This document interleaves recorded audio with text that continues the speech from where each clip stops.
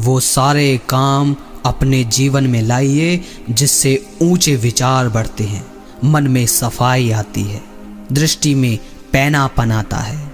अच्छी ऊंची किताब पढ़िए, दुनिया में खूब भ्रमण करिए, अलग अलग लोगों को, उनके देशों को, उनकी संस्कृति को समझिए, अपनी सीमाओं को चुनौती दीजिए, कलाओं में, खेलों में महारत हासिल कीजिए। इन सब चीज़ों को जीवन में महत्व दीजिए, संसारिक प्रेम कहानियों और शादियों को नहीं। जो सच को अपने से ऊपर रख सके उसे ही अधिकार है मुख खोलने का और किसी को कोई सीख देने का। जिसके लिए अपनी सत्ता, अपना अहंकार सच से ऊपर हो गया, वो अपना मुख बंद ही रखे तो बेहतर है। यदि रोशनी की तरफ कदम बढ़ा रहे हो तो हर कदम के साथ उजाला बढ़ता जाएगा, तो हर कदम से अगले कदम की हिम्मत मिलेगी। तुम कदम तो बढ़ाओ।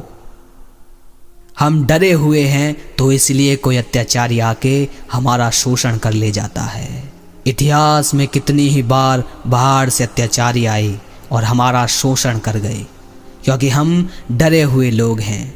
और डरे हुए क्यों हैं? क्योंकि धरती भले ही ये कृष्ण की है, पर कृष्ण की गीता से हमने कोई मतलब नहीं रखा। और जहां गीता नहीं वहां डर तो होगा ही। भुलाने की कोशिश करोगे किसी चीज को तो वो याद आएगी। जो कुछ तुम्हें बार बार याद आता हो तुम उससे कुछ ऊंचा याद रखो। फिर जो तुम्हें याद आता है बार बार, वो याद आना कम हो जाएगा, बिल्कुल बंद हो जाएगा। इससे पहले मौत आ जाए जी उठो। जी उठना अनिवार्य नहीं, पर मौत पक्की है। अध्यात्म परिवार नहीं छुड़ा देता, अध्यात्म आपको इस लायक बना देता है कि आप अपने परिवार की वास्तविक भलाई कर सके। अगर आप अपने खिलाफ नहीं जा सकते तो आप अपना नाश करेंगे।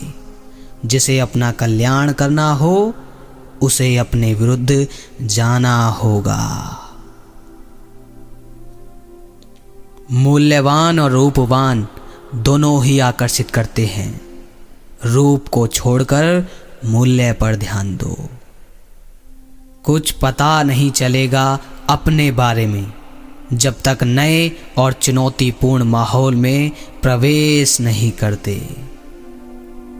जो जिंदगी को समझ सके और समझने के बाद जो करने लायक हो वही करने की हिम्मत दिखाए, भले ही उसमें कितना नुकसान होता है, कितनी भी कीमत चुकानी पड़ती हो, सिर्फ वही साहसी है। किसको तुम हाँ कहते हो, किसको तुम ना कहते हो, इसी से तुम्हारी पूरी जिंदगी तय हो जाती है।